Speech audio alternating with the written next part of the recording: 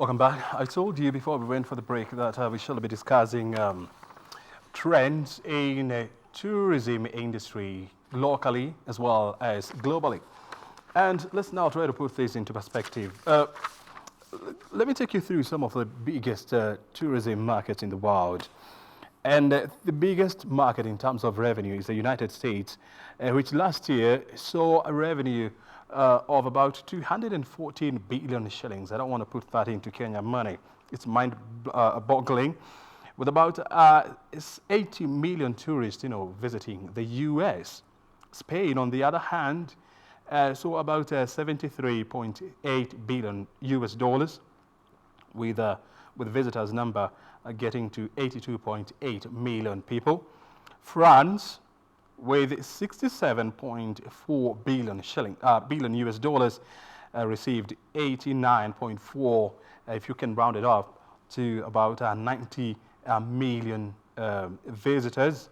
Thailand, 63 billion US dollars in terms of revenue, and receiving about 38.3 million visitors to Thailand. And back here in Africa, Egypt topped the list with about 11.3 million visitors, and Morocco was second with 12.3 million visitors, earning the country about 7.3 billion US dollars. South Africa came in third with 8.6 million visitors, which earned the nation about 8.1 billion USD in terms of revenue. Tunisia was fourth with 1.3 billion US dollars earned in revenue from about 8.3 million visitors. And Kenya was around number 8 with about 1.6 billion USD and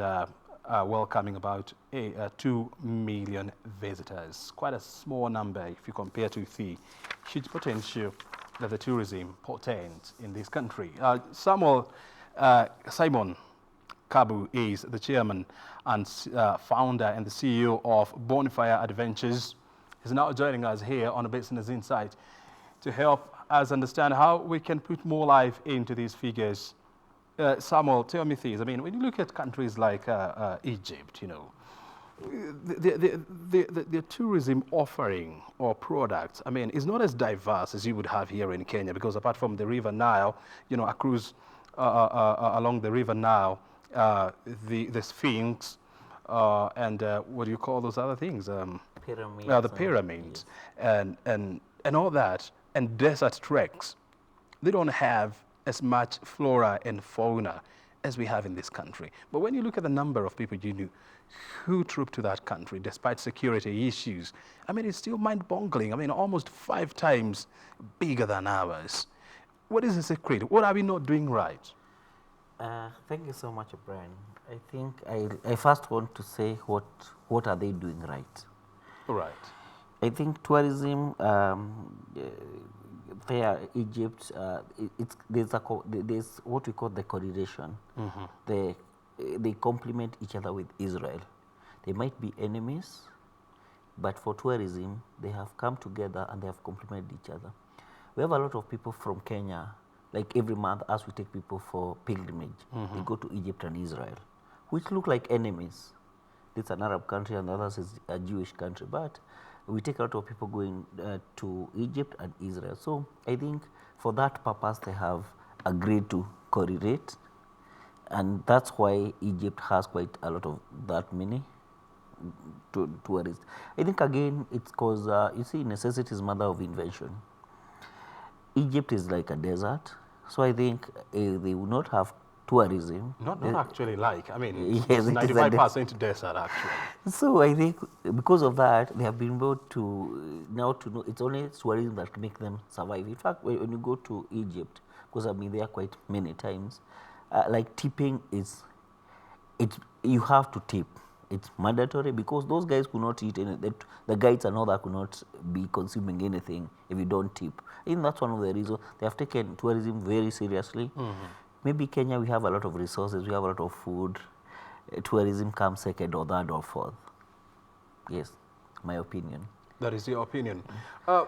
I mean, you see, when you look at what we have managed to do, in terms of policy interventions, I mean, we have whole organizations whose mandate is to market this country. And I'm talking about Kenya Tourism Board.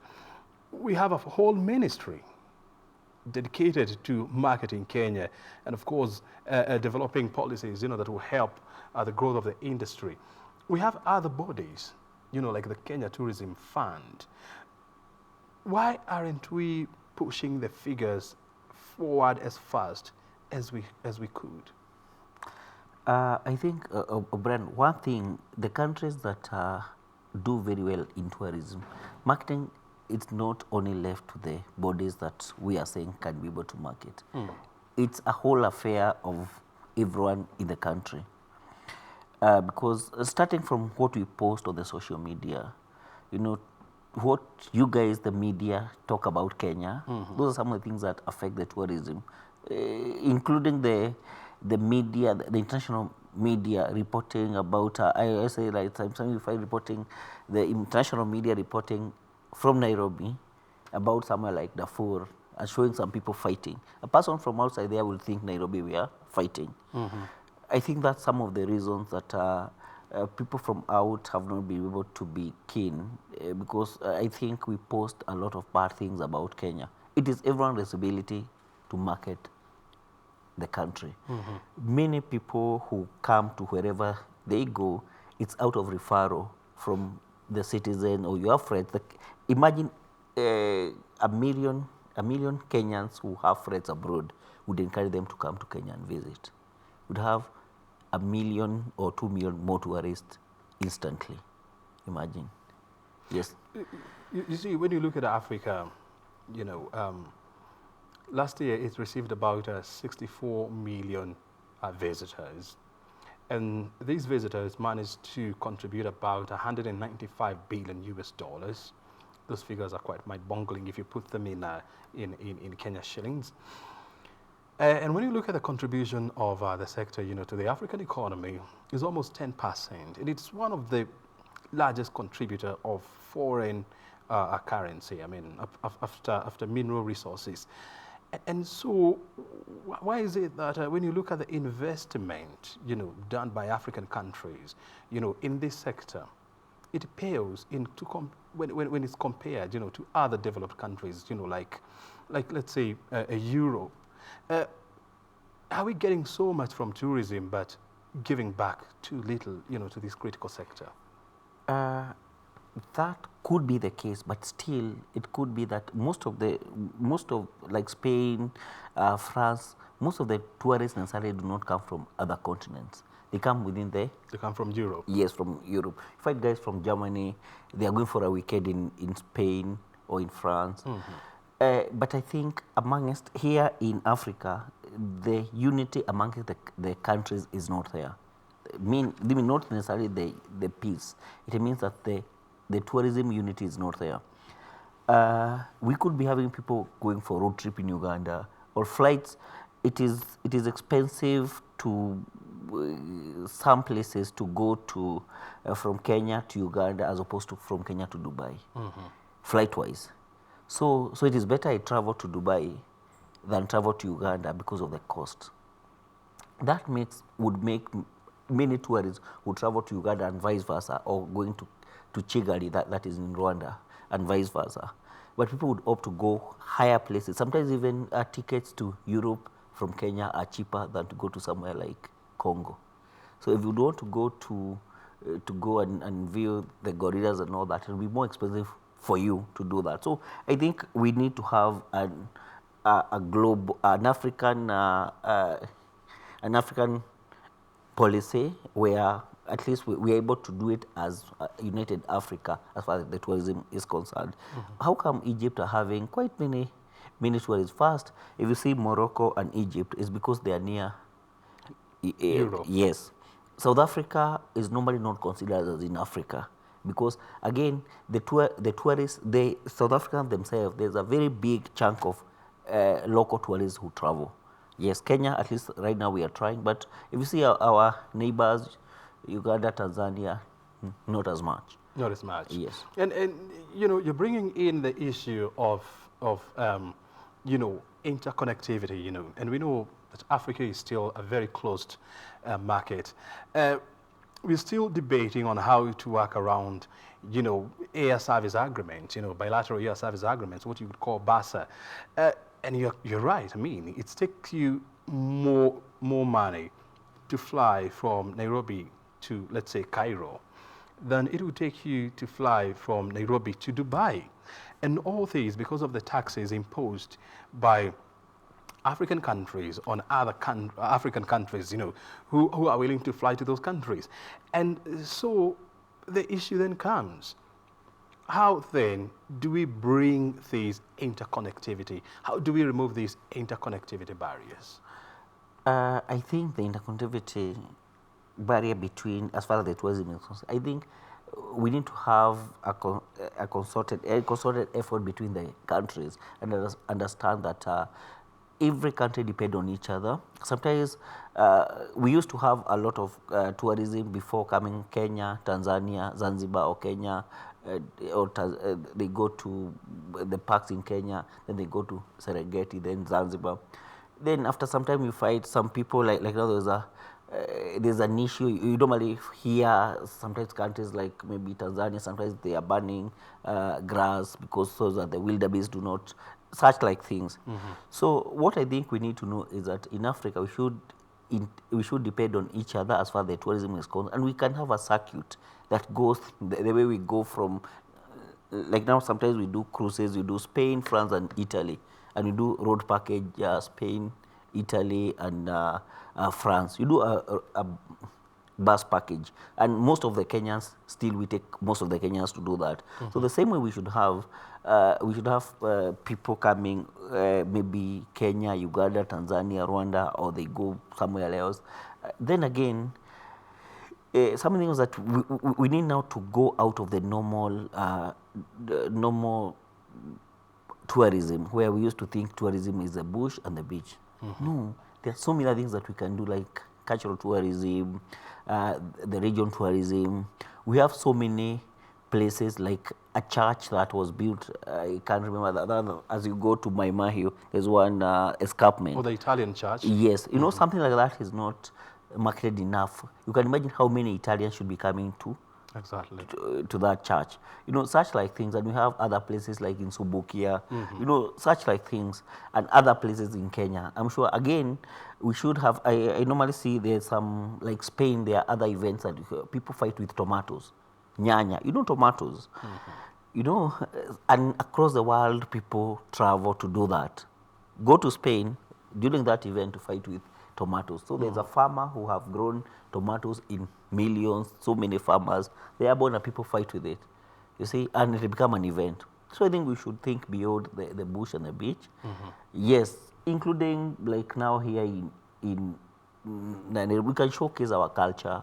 Maybe one time we say we close the Koinange Street, and maybe over the weekend we cook muturas and all that, and people, the tourists who come for business in Nairobi can be able to sample some gala and some fun shows, such like this. And you're bringing an interesting perspective here, and you've gone to Spain, which receives the second highest number of the second highest number of tourists in the world, and you're talking about the tomato festival. You have also talked about the bullfighting, with El Matadors and all these. Here in Kakamega, which is less than 500 kilometers from where we are, they usually have the annual bullfighting event. This event has never been marketed as a niche product for our tourism market.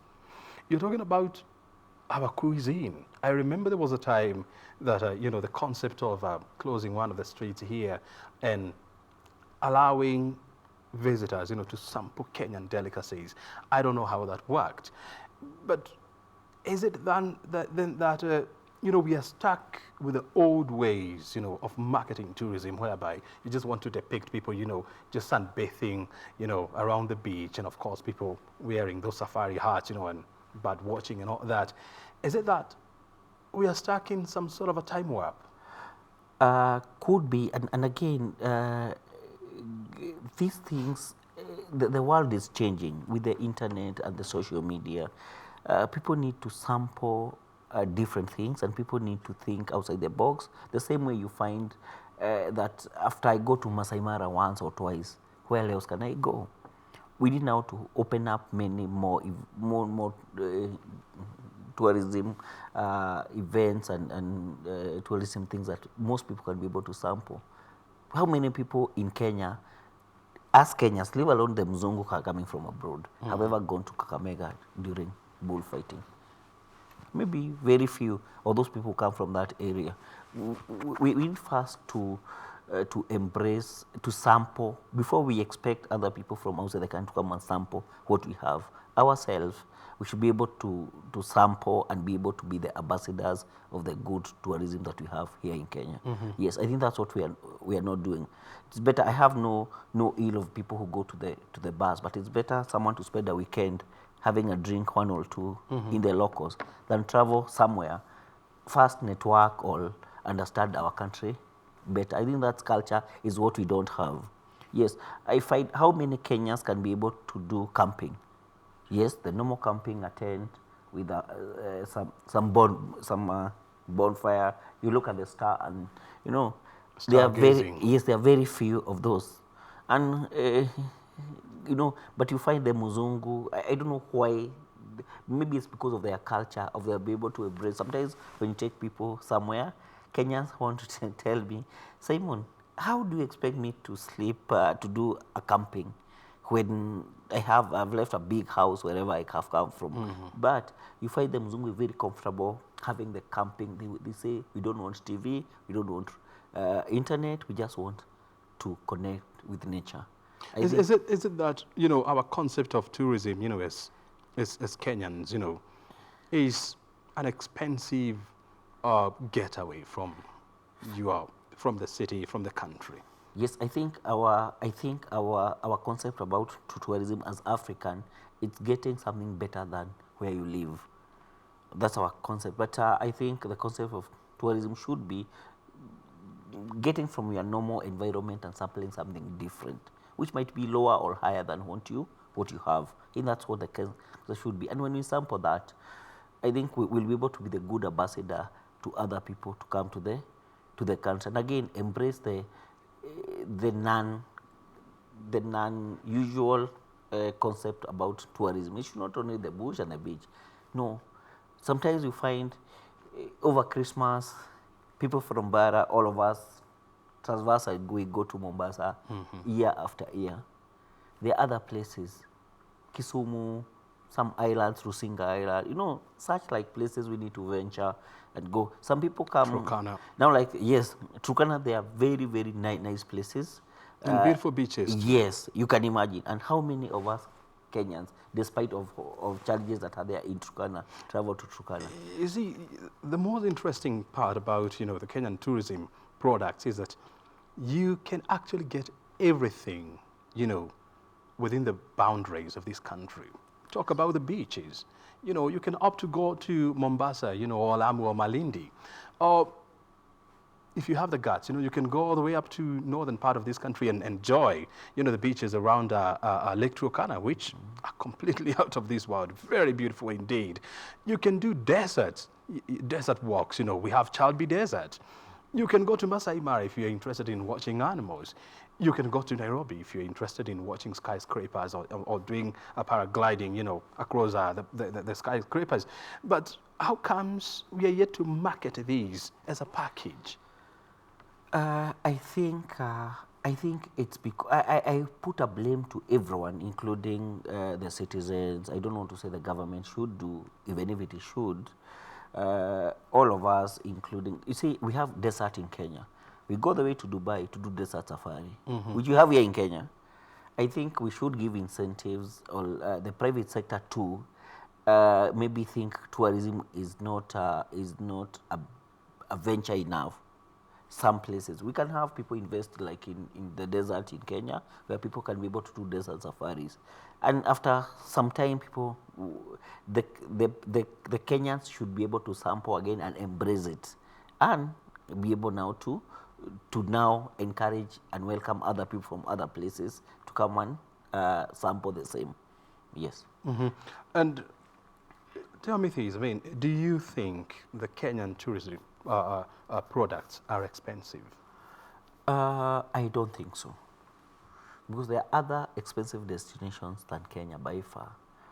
Like what we do as Bonfire Adventures, we have package for every pocket, meaning that telling people to go to Masai Mara for 3 days at 13 or 12,000 shillings, that's not expensive.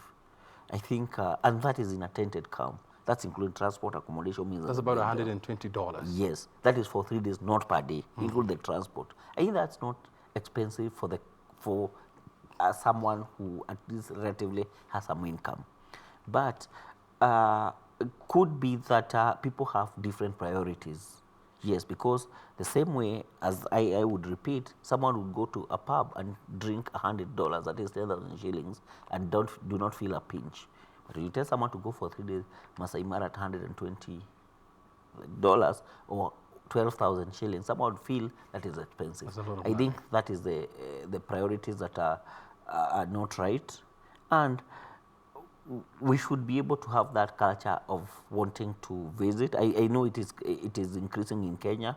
The younger generations It's picking up pretty fast. Is picking up very I'm fast. seeing a lot of trips to Chalbi Desert, to Yes. Turkana every weekend. Yes. And the other thing is that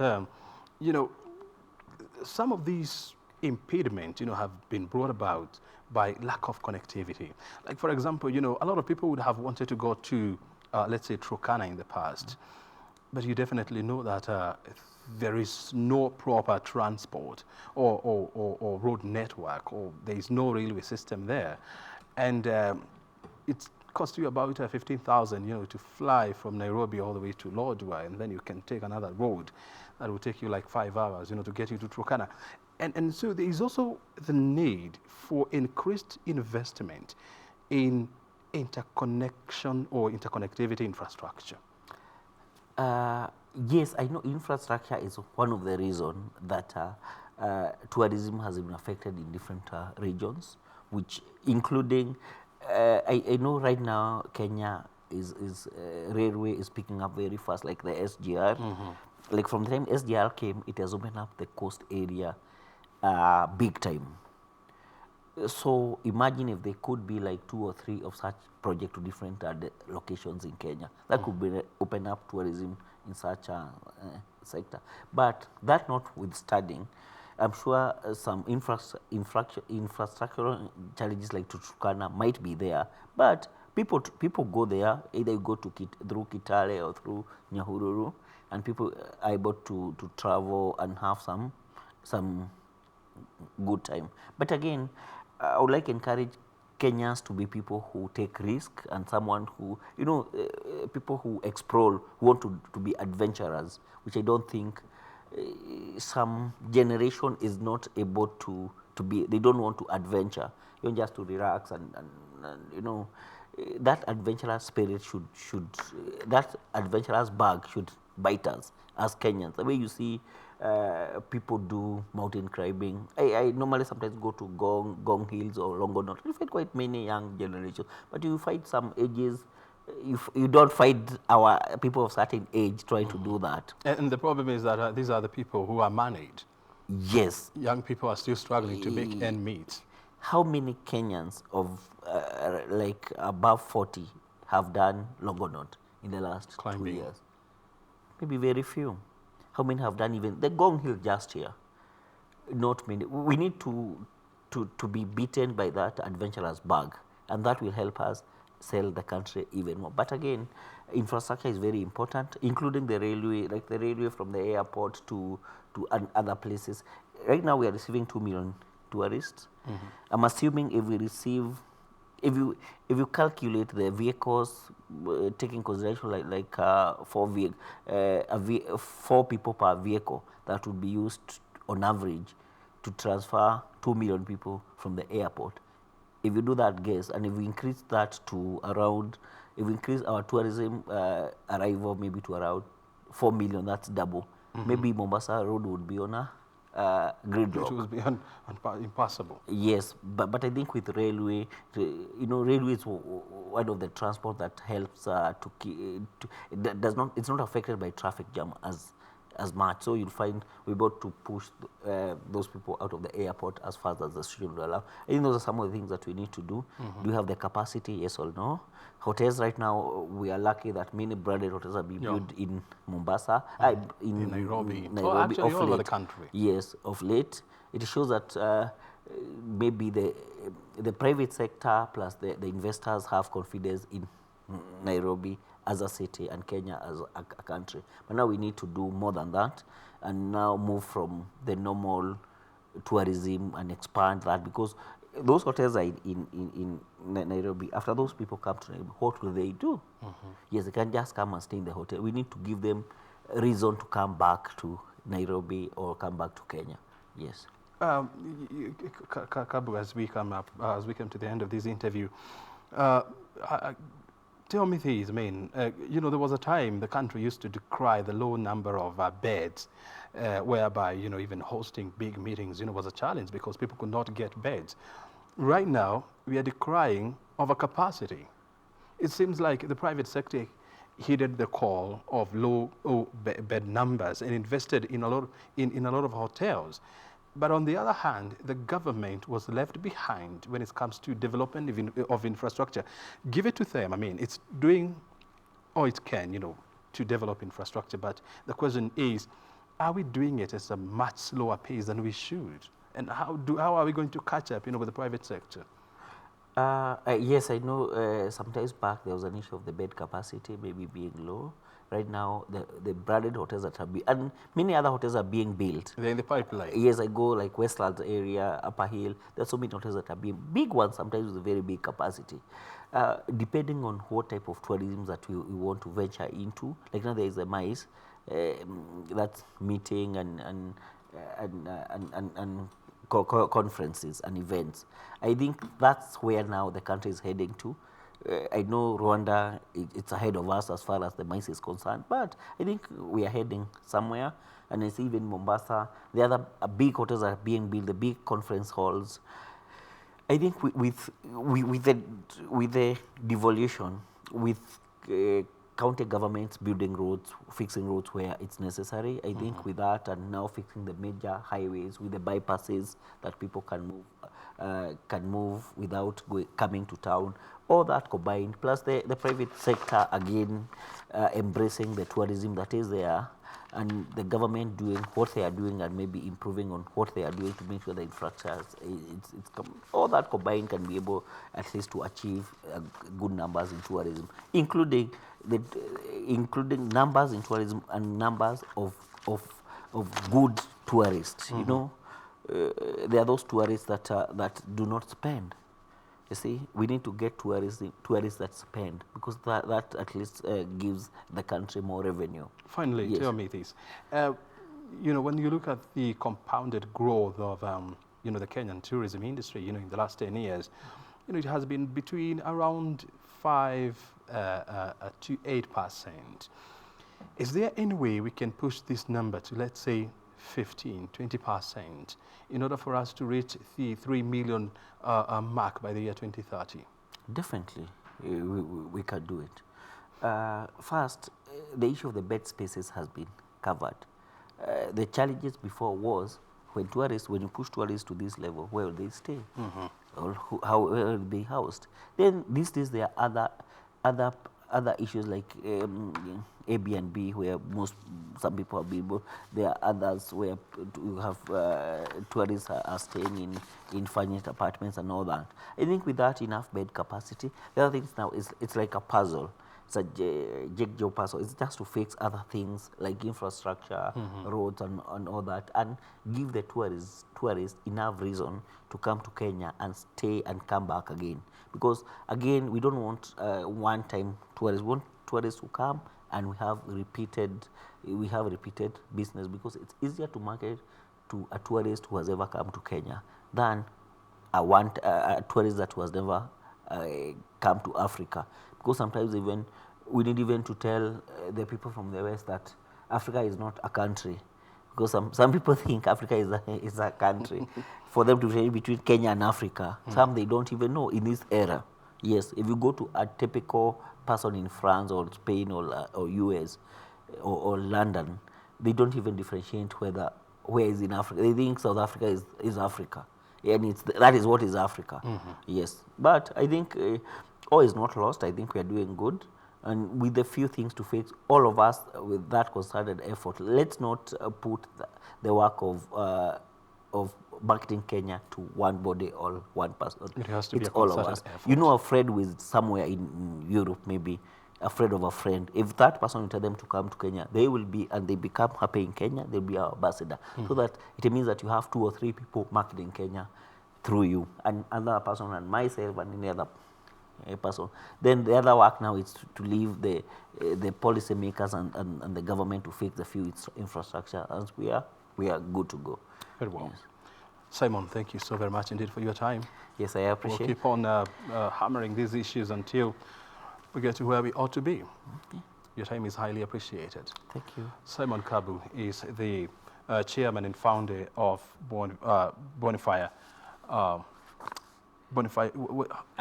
Adventures, joining us here tonight to try and put a perspective into the figures around tourism. You have heard it from him.